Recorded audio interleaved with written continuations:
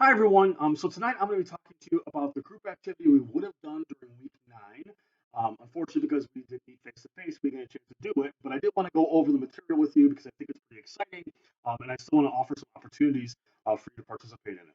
So the group activity for the last week is based on the Moth Radio Hour. It's a story slam competition. What that means is you might be familiar with like a poetry slam where you have two different people or three different people doing some spoken word poetry, and then people will vote on which ones are the best poems. So story slams work in the same way. They're short stories, they're delivered orally, and then people vote on which one's the strongest one. And then the Moth Radio broadcasts that on their radio program, which is put out by NPR. So the way it works is the first thing we would have done in class is listen to some of these. I'll post some links in Blackboard for you. It's a great, they're great stories. I highly recommend listening to a few of them. I've got some recommended stories which are really good. They're usually about 10 minutes long, so you can budget your time in that way. But while you're doing that, I urge you to use some active listening skills. So Moth radio is different often than our normal experience when it comes to stories. We don't read them and we don't see them. We only hear them, right? So if you play the player through your browser, there's no visual. It's only what you hear, and that can be challenging sometimes. So in class, when we do this activity, I usually go over active listening skills. So a couple of things to think about while you're listening to the program. So first, I always suggest this: start with taking a deep breath. It's a nice way to cleanse and clear yourself and get ready to put yourself in the mindset of listening. And then try to clear your mind and your space. So when we have clutter around us physically, it often also impacts us the way we see and think about things, right? So try to really clear yourself mentally and also clear yourself physically, so there's nothing really around you to distract you. Put aside any distracting thoughts. So try not to think about like the things that are going on in your life or the issues you've got or the homework you've got to do, right? Consider like just really kind of putting yourself in a centered mood. Then sometimes it's easy to pick a spot and kind of focus on that. So like I often like focus on the computer screen, or I might pick a spot in the room and kind of just like focus on that, and that way I can give all my attention to the speaker. Try to reflect on what's being said. So summarize the ideas that are being said in your mind. It's a great way to internalize the information. Try to visualize what's being said. So in a way, kind of create like a mini movie or flashes of images, right? So picture the person, picture the activities that they're doing, play that movie in your head, and that helps us create memories about what's going on. And then lastly, kind of play this game of anticipating what might happen next. So you're hearing the story, see if you can predict which plot is being used. Remember back to our discussion about the 36 different narratives, right? Consider which one might be being employed here and try to guess what's happening. Even if you get it wrong, by playing that game, it helps you stay focused, it helps you stay connected to the material. All right. So those are some tips. What I would recommend then is going and listening to a couple of them off. And like I said, I'll post some of those to Blackboard. Once you've done that, what we would have done in class is we would start writing our own mock stories and then deliver them. Now, this isn't required, but if you want to do this for extra credit, I highly recommend it.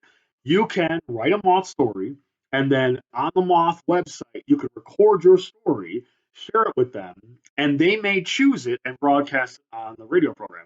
If you do that, all I ask is that you take a kind of a screenshot of your submitted moth story, and then they're going to ask for a written version of it as well, like a kind of little mini script.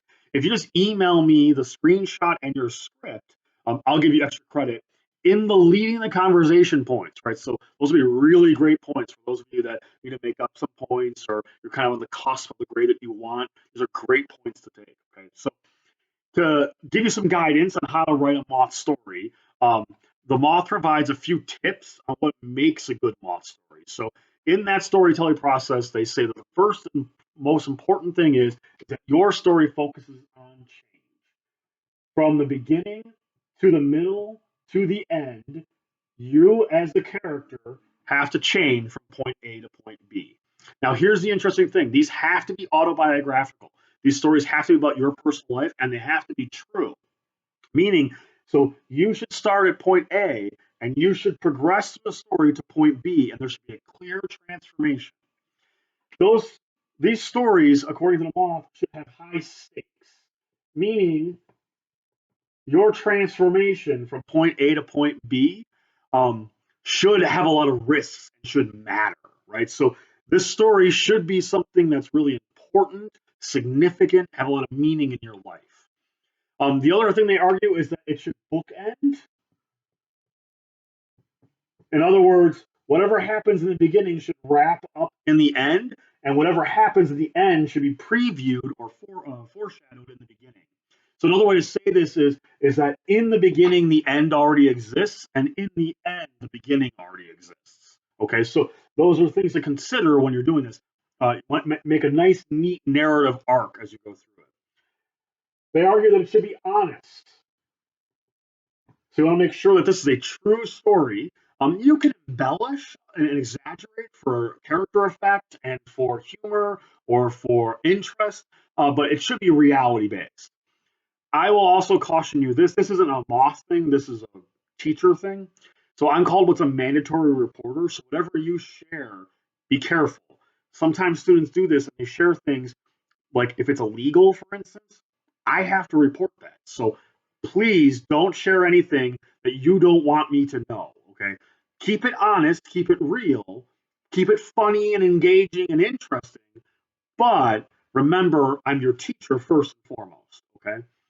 With that said, they argue these stories should be safe, meaning that only share stories that you're prepared to tell and talk about. So if it's something you don't want to share, please don't, right? Consider a different story.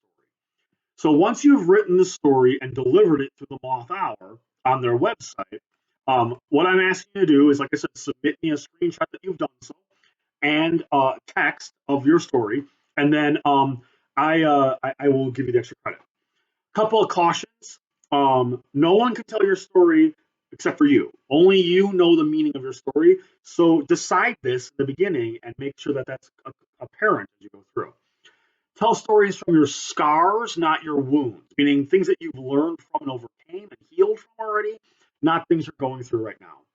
Keep others anonymous, right? So don't use people's real names. Use their, use pseudonyms or fake names for them, right? Okay, so these stories should be about 2 minutes long, according to the Moth. And then if you do this, like I said, give extra credit. Another option you have is if you're really engaged in this, really like this, you could share the actual audio with me, and I can share that with the class as well. And if you really like that, or if you really do that, I would be happy to give you plenty of extra credit for doing so. All right. I'm sad that we don't get a chance to do this in class. They're super fun. They're a great way to bring our whole module together because we're writing and we're acting and we're doing all the things that we've talked about for the last 4 weeks.